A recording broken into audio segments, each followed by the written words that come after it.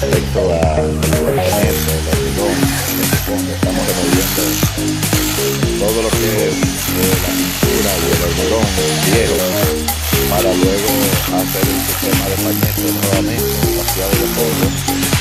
Esta es una tarea que tenemos esta oficina. Cogimos este proyecto apenas el día de hoy, 29, y debemos de entregarlo el día 10 o 12 antes de la Semana Santa.